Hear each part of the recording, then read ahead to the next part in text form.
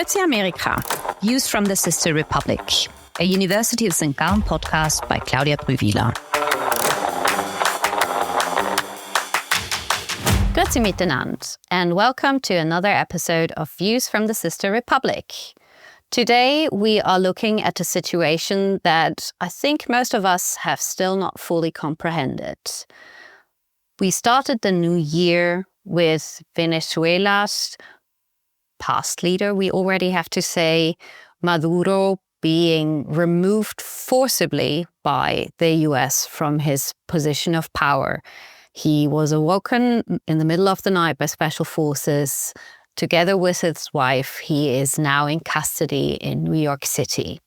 All this, of course, is a violation of international law, but Donald Trump told the New York Times that there is only one thing that can stop his power globally, and that is his own morals. We're here to unpack the situation and particularly also look at it from a Latin American perspective today with Matías Dewey, Associate Professor at the University of St.Gallen. Welcome to the podcast, Matías. Thank you very much, Claudia. Thank you for having me here. Matías, your name doesn't sound very Swiss, I have to say. So I think our audience can already guess that you probably have a very international background and that you do indeed have in several ways. You are originally from Argentina, where you did your first degree in sociology at the University Del Salvador in beautiful Buenos Aires. And then you moved, though, across the Atlantic and did your graduate degree, your PhD at the University Rostock in Germany, and moved then to the Ruhrgebiet and got your habilitation again in sociology from Duisburg-Essen. And then you joined us first as a senior fellow, and now you have been an associate professor of Latin American studies since 2024. But it's not only your expertise and your roots in Latin America that make you a perfect interlocutor for the subject. It's also your research area, for you have been focusing on illicit markets for quite some time. One of your most recent publications was a book with the University of Texas Press, Making It at All Costs, about counterfeit clothing. But today we are talking about, on the one hand, about a different type of illicit market that Donald Trump cares a lot about, the drug market, but also particularly about Latin America and its now dramatically changing relationship with the US. You are currently in Argentina. You have been in Argentina also during the time that the events in Venezuela, in Caracas, unfolded. What was the reaction across your very vast continent to the extent you grasped it? What was the reaction of, for instance, the press in Argentina by the Argentinian public to these events that probably sound a lot more like the Cold War era than the present? Well, thank you. I think that the reaction here in Argentina and across the continent has been, mixed. At least in society, we still have a memory in Latin America about the U.S. interventions. This is part of what you learn at school. Different interventions, for example, the putsch in Chile with Salvador Allende, or in other part of the continent. But at the official reaction across the continent has been, I would say, influenced by two factors. On the one hand, we have the internal political factors that are playing a role, and geopolitics is the second element that I think we need to take into account in each.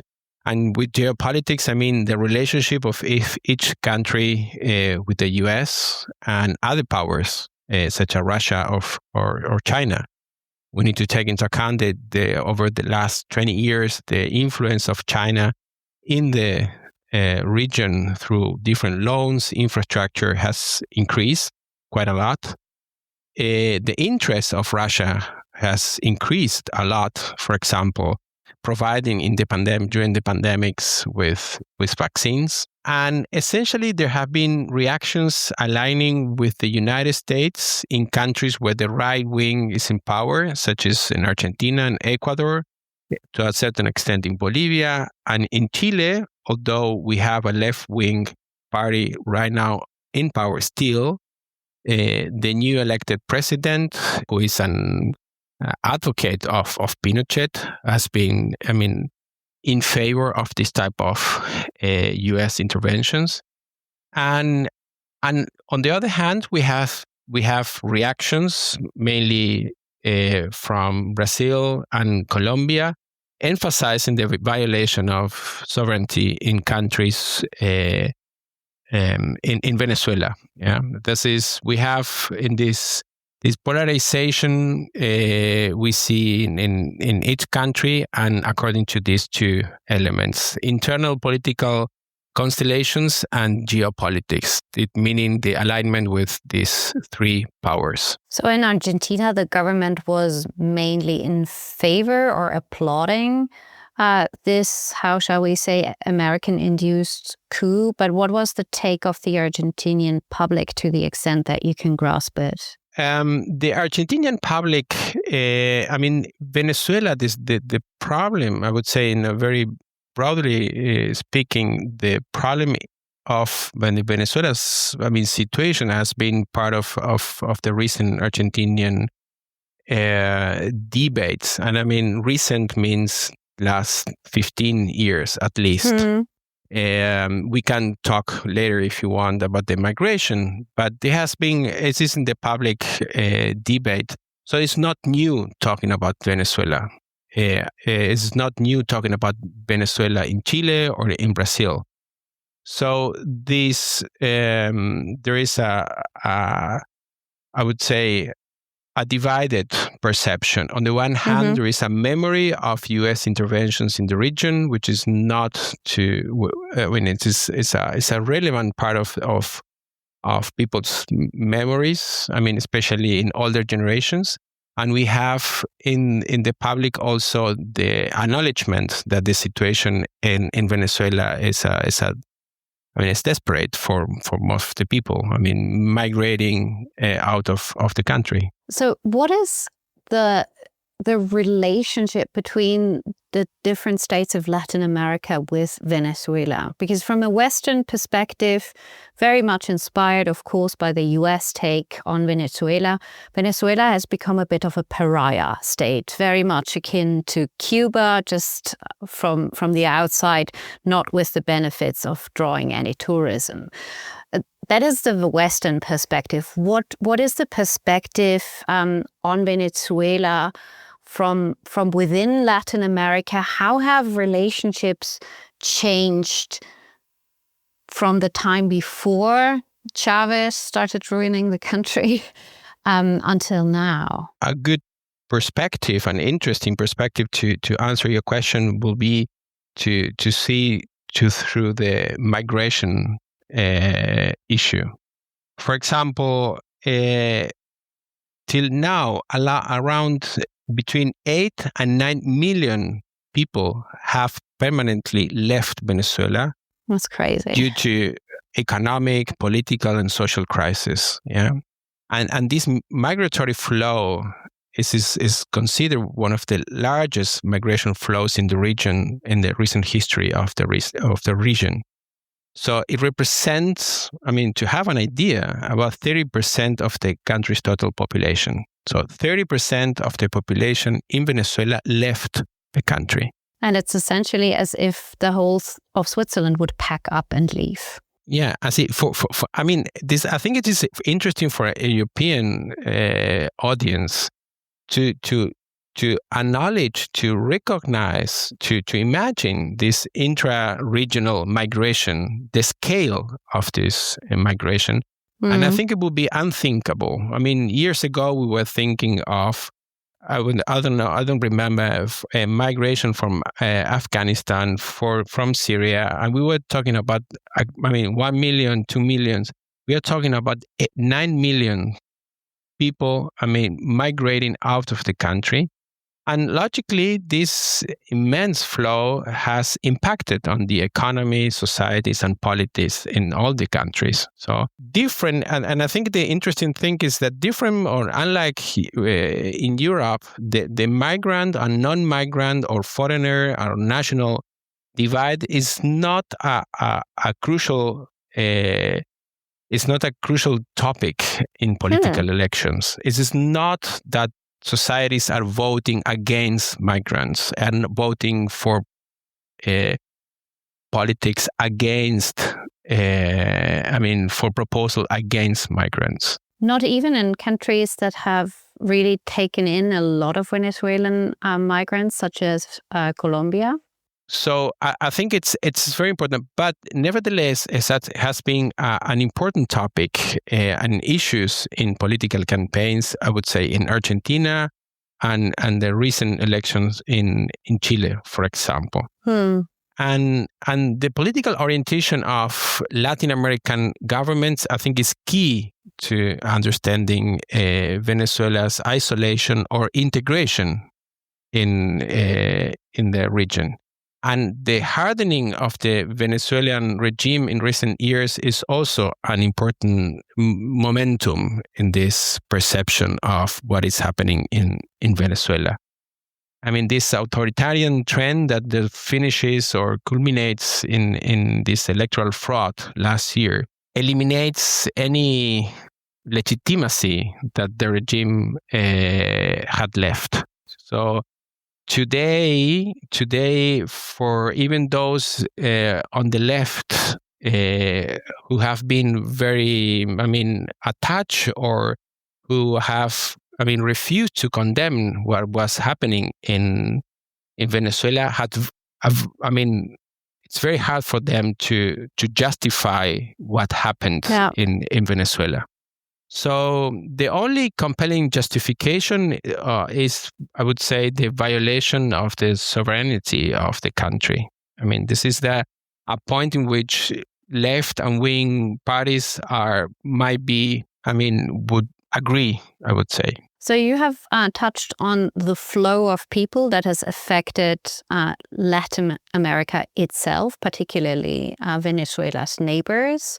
It has also affected the US. But Donald Trump said in his justification for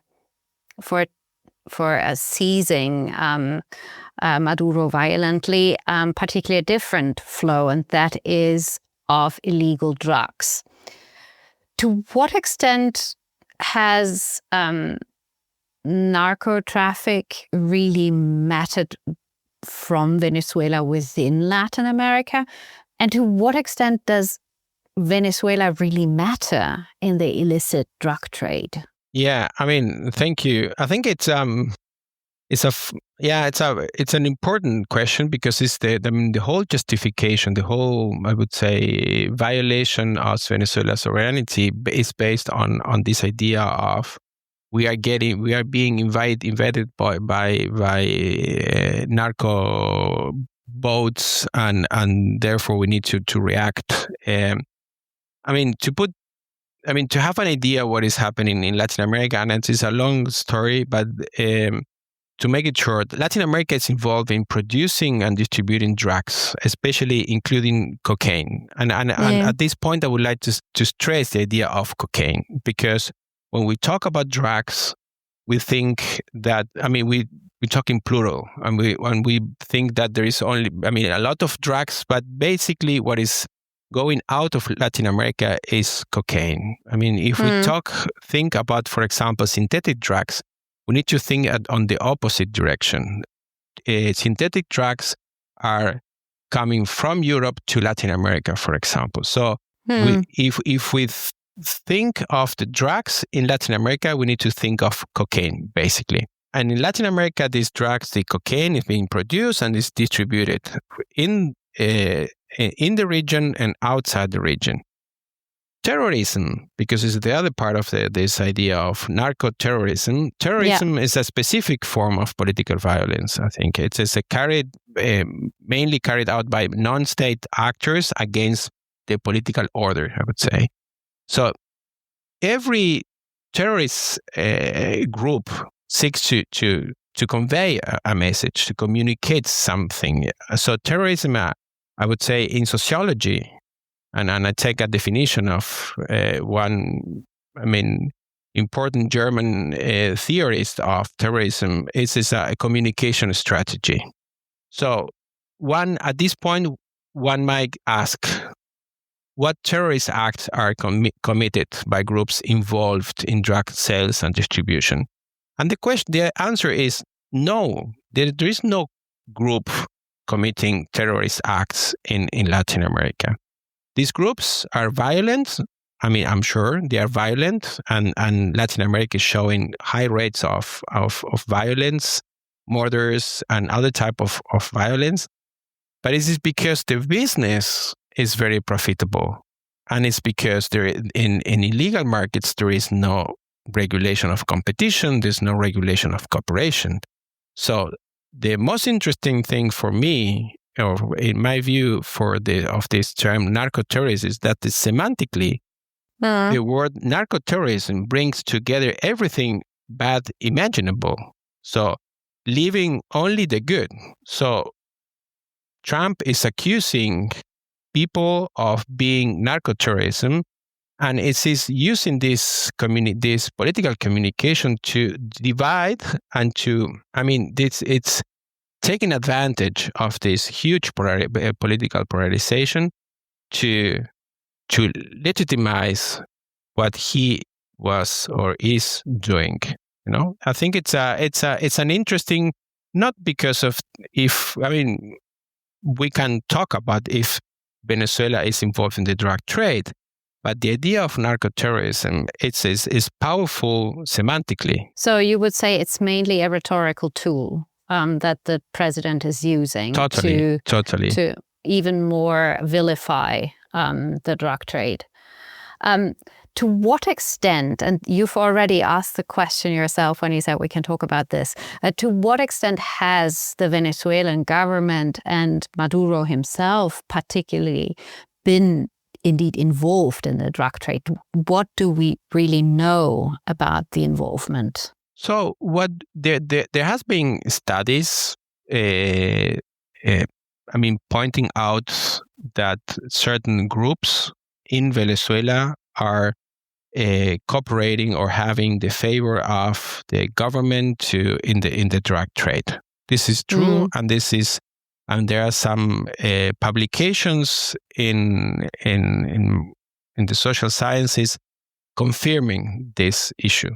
But this is something that is not different from what is happening in other countries, in Mexico or in Colombia or in Argentina or in Ecuador. The drug trade per se also involves certain levels of corruption. So if we take this, if we want to be coherent with this argument, we need to say that, we should invade all countries to say, to say, I think it is important. I don't want to say that Venezuela is not at all involved in this business. But I think we need to make it clear that also Venezuela is not a producer of cocaine. It is also part of the distribution chain that is not directed to. It's not going to the United States mainly. It's going to Europe. It's not going to the US. So in Latin America, you have Colombia. This is, I would say, there's a production center.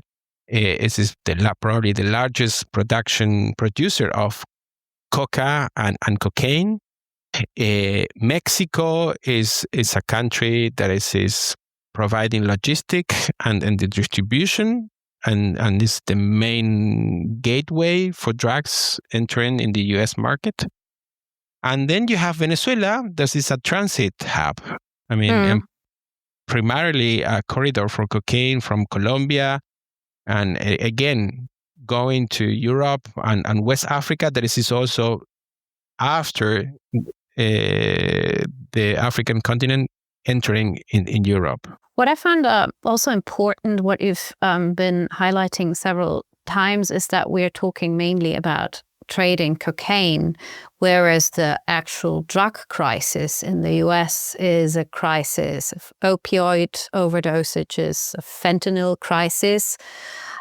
So what is the Trumpian obsession with the illicit drug trade from Latin America? Is that mainly a veneer for something else? Is that hiding another intent or another focus? What do you think? I think it is very coherent with the US thinking about drugs in general. The prohibition regime that we have today around the world is an invention of the US. It's a public policy spread around the world. I mean, by the US, and we have a regime, a prohibition regime in Latin America that has been established by the US. So I think it's very coherent with the traditional thinking about drugs in the US. On the one hand, we have this is one of the main consumer countries of cocaine, and at the same time it wants to have one of the toughest prohibition regimes around the world. So it is a problem, and it is also, I would say, it's an invitation to think about other ways of dealing with drugs in society, I would say. Yes, you're pointing it out. America has always been, and I quote the actual term they are using, at war with drugs. The war on drugs has been ravishing for a long time. And it has led to a securitization of what might otherwise be a question of prevention. As someone who is studying illicit markets, what do you think would be a more fruitful avenue for the US to indeed stop illicit trade with drugs? I would say one thing that we always I always try to also to think together with my students is to imagine different ways of dealing with these problems. And I think there are a couple of strategies countries are trying to propose, to suggest for public policy. One would be, the decriminalization of drugs, which means that states and governments still consider drugs something bad, but they are not punishing, especially the case of hard drugs. I'm not talking about marijuana, for example, or on the other hand, countries that are legalizing the consumption of, for recreational purposes, drugs. We have a debate in Switzerland, in Germany in the last years. Still, we have a debate about legalizing marijuana. We have countries like Portugal, for example, which is an example in Europe about decriminalization. Portugal have decriminalized all drugs, hard drugs, soft drugs, and they are shifting the money they used to put in the justice system and enforcement measures to the health system, so to treat people in need of treatment. So I think there are different strategies. The special issue in the US, I didn't think there are basically. I'm not saying the only one saying this. They are basically obsessed with this issue. And yes, and also I would like to add that this prohibition regime is not only drugs. It's drugs plus international relations, because it's a way of getting in touch with other countries and forcing the implementation of these policies in other countries. And also it means nourishing other industries, for example, weapons, the security systems. We are not talking about only about drugs. We are talking about large economies that are attached. They are, very close to the problem of securitization. What agency do Latin American states, particularly countries that are very heavily affected by the consequences that a US drug policy has, such as Mexico, where we know that states like Tijuana are suffering under mass violence that is essentially a result of the drug trade and the power of the cartels, and etc. But do you see avenues by which Latin American states could affect the drug policy of the US or other ways to influence the situation taking a better turn? You mean having countries in Latin America have their own strategy, or having countering the US drug policies? Yes, we have the case in Uruguay, a country that passed, several years ago, a law legalizing the use of marijuana for recreational purposes. We have different type of regulations in the recent times, also in Argentina and Brazil, about the regulation of marijuana. But if we talk about cocaine, in this case, I would say it is the pressure of the US is enormous.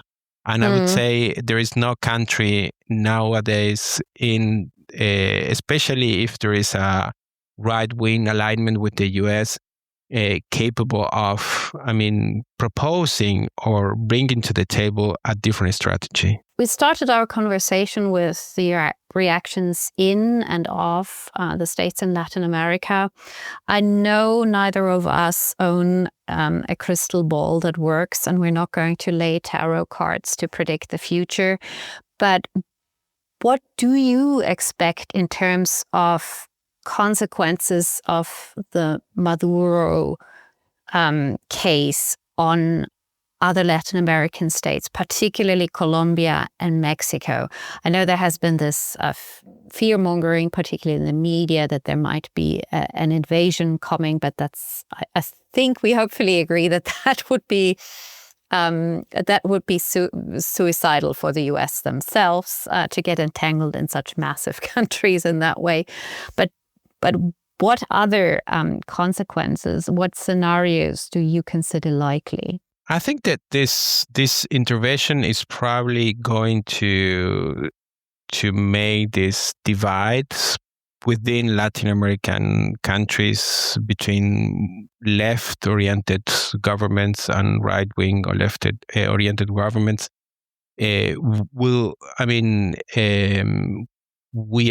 Is going to create a more clear divide between these two orientations, having on the one hand, for example, Mexico, Brazil, and Colombia, on the other hand, having Argentina and Chile probably, and Bolivia also, who are very supportive of Donald Trump's measures.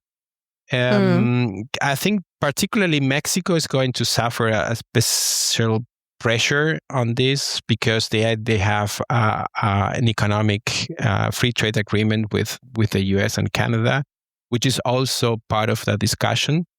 Yeah.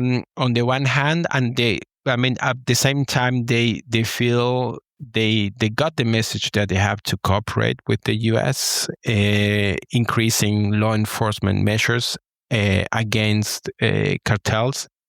Cartels that are very, also close to governments, I would say. I can imagine also in drug trade dynamics and security, there is going to be more. I mean, one question is the removal of Maduro and these networks.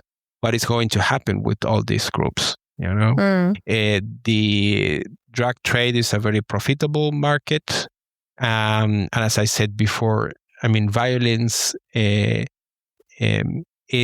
comes out of this situation of high profitability and people without rules, basically. And I think another question is about the democratic regime in Venezuela. It seems that Trump is very happy with the new Delcy Rodriguez. I mean, was the second one of Maduro. So there is not. I mean, we don't foresee a regime change. So there's not. Apparently, there won't be a democracy soon. So the question is, what happens with the migration, with migrants? What happens with these 8 till 9 million immigrants living in other Latin American countries?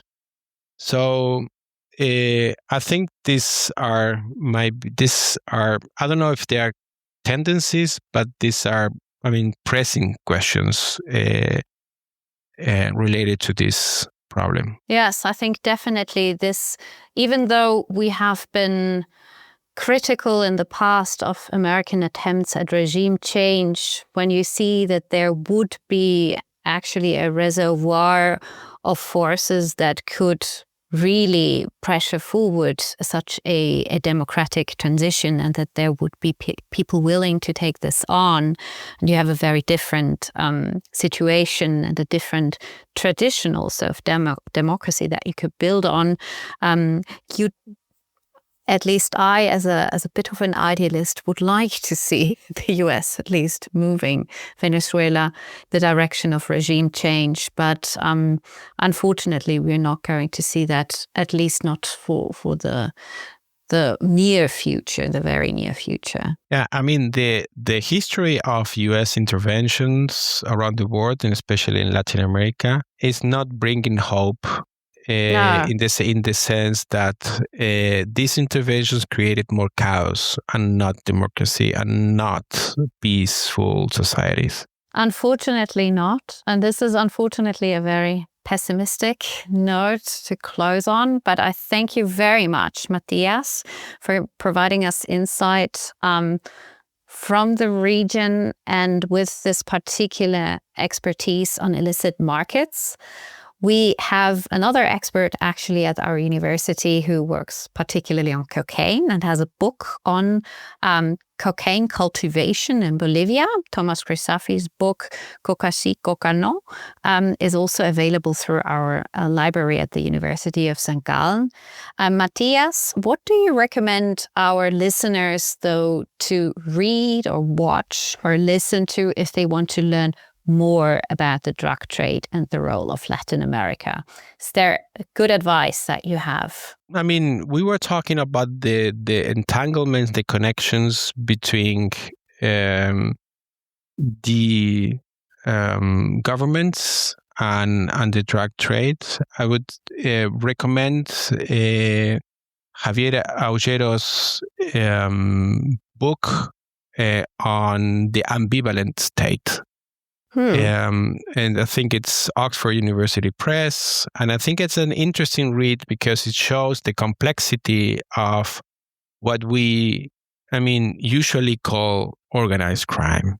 And this is much more complex phenomenon that is involving actors in governments, actors in private companies, actors in society that are willingly or not contributing to this phenomenon.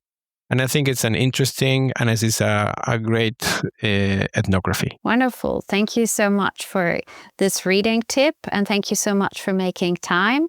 And with that, I also thank our audience for listening, and I hope to have you on again on our podcast, and auf Wiederhören miteinander. And a very short PS. we completely forgot our most important reading tip, and that is the newest edition of the HSG Focus, which focuses on economies of crime with contributions from all across our faculty, including, of course, Matías Dewey.